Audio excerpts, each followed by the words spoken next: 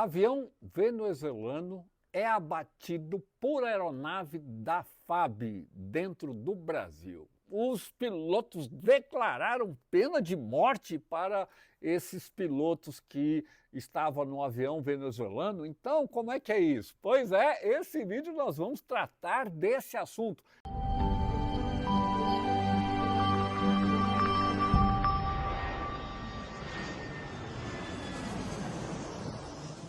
Será que foi legal ou foi dentro da lei? Existe lei para isso? Pois é, fica comigo que você vai entender tudo isso aí.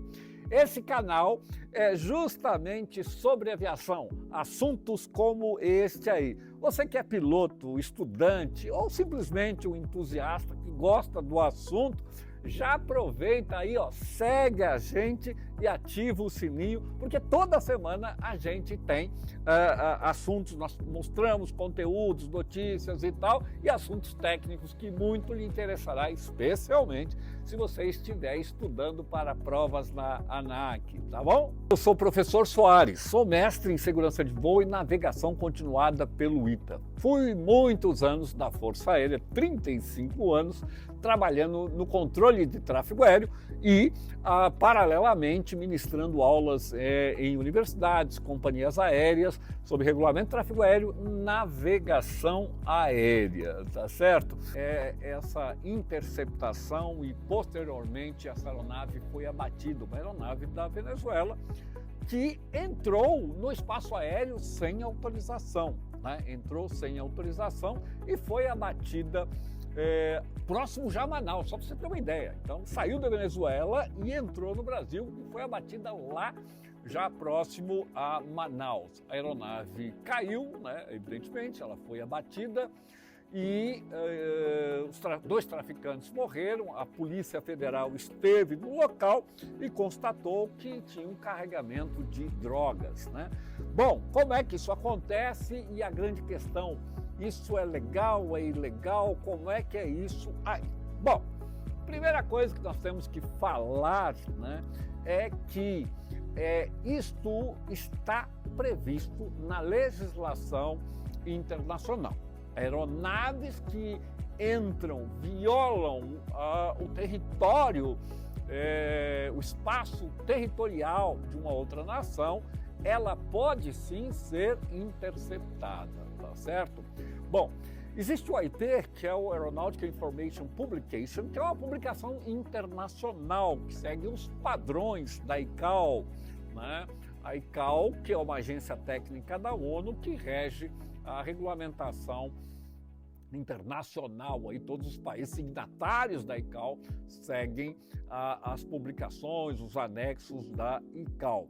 Existem documentos específicos, tem um documento que é os SUPs, né, que são os documentos suplementares, onde está previsto esses procedimentos, né? São os procedimentos suplementares regionais para o caso de interceptação de aeronaves civis, tá? É bom lembrar que as regras da ICAO, né, e o Brasil é signatário da ICAO, aliás, o Brasil é fundador da ICAO junto com outras nações. Ela foi criada logo após a Segunda Guerra Mundial para padronizar as regulamentações internacionais. Bom, enfim, então o Brasil, como signatário da ICAO, segue esses procedimentos. E as instruções de interceptação, elas são seguidas estritamente. O Brasil não tem diferenças.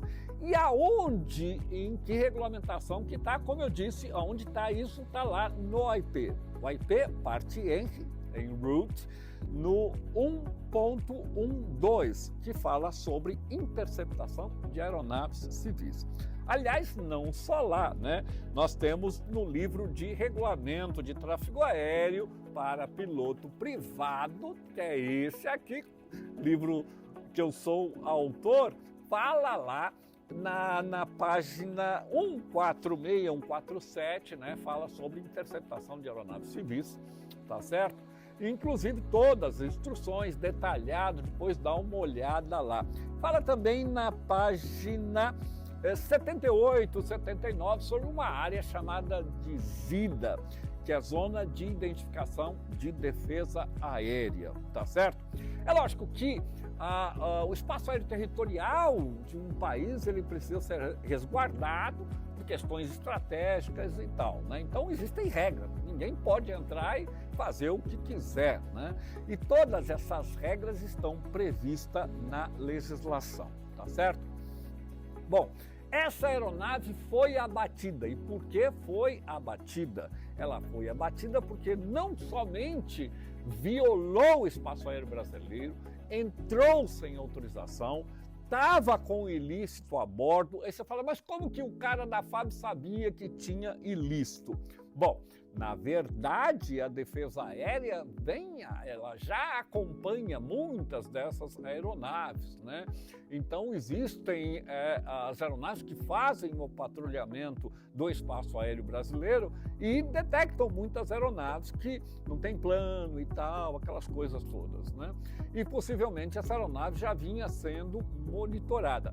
Mas o que foi determinante para essa aeronave ser abatida foi que ela se nega a seguir as instruções da aeronave interceptadora, né?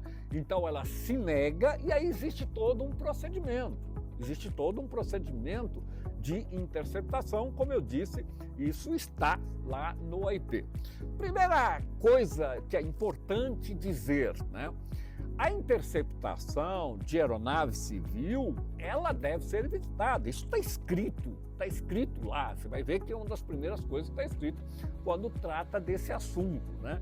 E a interceptação, na verdade, é o último recurso da autoridade aeronáutica para evitar que essa aeronave faça algum mal, tá certo?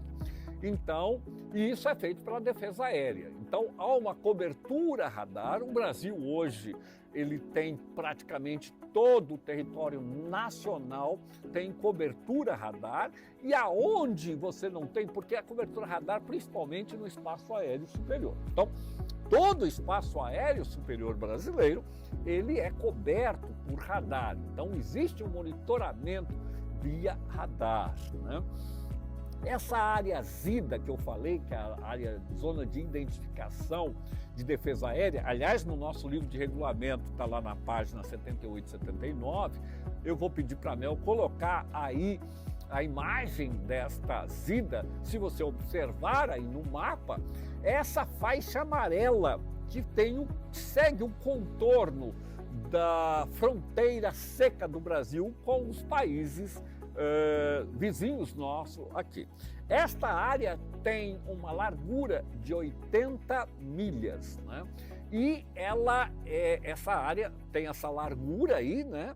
E vai justamente o limite vertical vai da superfície até ilimitado. Ou seja, nós temos um verdadeiro paredão aí, né? Justamente para quê? Para proteger as fronteiras brasileiras de invasão de tráficos e tal, mal intencionados aí. É lógico que podia ser uma situação de guerra, poderia, mas nesse caso aí foi um ilícito, tráfico de drogas. E se você for ver lá no AIP, a parte Henry 1.12, né? Fala sobre a questão também do tráfico de drogas, armas, etc., ilícitos, de maneira geral. Bom, nós sabemos que aqui na América do Sul, nós temos aqui os nossos países vizinhos, cruzam a fronteira aí para cometer este crime, este ilícito que é o tráfico de drogas principalmente, né? Mas está aí, né? Nesta faixa, aliás, foram instalados no governo passado, foram instalados vários radares nas fronteiras, justamente para proteger as fronteiras brasileiras, para proteger o Brasil desses ilícitos aí, né? Porque eles trazem transportam essa droga para o consumo doméstico, mas também com intenção de fazer a partir do Brasil transportar a droga para outros países. Então, o Brasil, de certa forma, é uma passagem importante, né? E, sem dúvida, isso tem que ser combatido. Então, a gente tem que parabenizar a Força Aérea, sem dúvida, por isso aí, né? Quer dizer, fala, mas morreu. Sim, morreu 2 criminosos que se negaram a cumprir as instruções da aeronave interceptadora. E me parece, não tenho certeza disso, mas parece que eles até mesmo chegaram a atirar contra a aeronave. O que determinou, então, a ordem por parte do comando da aeronáutica, via Comai e a Defesa Aérea, o Centro de Operações Militares, determinou que a aeronave deveria dar o tiro de destruição. Então, como é que acontece isso, né? Na verdade, então, a aeronave sai para interceptar, né? Sai para interceptar este tráfego, então, suspeito. Veja que isto já é um último recurso. Se tenta falar com a aeronave na frequência, se procura falar na frequência de emergência. Quer dizer, tudo que você pode fazer antes para evitar isso foi feito, mas não teve jeito. Então, tem a ordem de interceptação e o comando, o COPM, que é o Centro de Operações Militares, lá ativa um alerta da aeronave e ela vai para a interceptação. Essa interceptação acontece via radar, né? Ok? E aí a aeronave interceptadora partiu para cima deste tráfego aí. E o que acontece? É uma esquadrilha que intercepta essa aeronave. E quem vai fazer o contato com essa aeronave é o AIS da esquadrilha. E ele, obviamente, vai fazer, aliás, lá no nosso livro, na página 146 em diante, ali tem todos os procedimentos. Ele tenta contato pela frequência 1215, ele faz sinais e tem aqueles movimentos. A aeronave interceptadora balança as asas dizendo, olha, você está sendo interceptado. Se a aeronave, lógico, e a aeronave tem que saber disso, o cara é piloto, tem que saber disso. E ele tem que seguir o interceptador. E o interceptador conduzirá essa aeronave para um aeroporto pré-determinado, que já está preparado para receber essa aeronave aí. Mas essa aeronave ignorou. O piloto, então, retorna e volta. Nessa volta, porque possivelmente, não sei exatamente como isso aconteceu, mas sem dúvida, isso tudo foi filmado, tá certo? Aliás, lá no IP fala que todo esse procedimento deve ser filmado. As aeronaves que vão interceptar, elas filmam toda a ação que está acontecendo. Tudo dentro da legalidade, tá certo? E, inclusive, mas espera aí, não tem pena de morte no Brasil e como é que pode abater? Veja, o Código Brasileiro de Aeronáutica de 86, ele foi mudado pela Lei 9.614 de 98, março de 98, que tem essa autorização, né, que é o tiro de destruição. Aeronave se tornar hostil e tal, é dado o tiro de destruição. Isto é uma lei, portanto foi aprovado, não é uma lei militar, foi aprovado pelo Congresso Nacional, tá certo? E tem que ser mesmo assim, senão vira baderna, né? E aí, então, foi algo totalmente dentro da lei.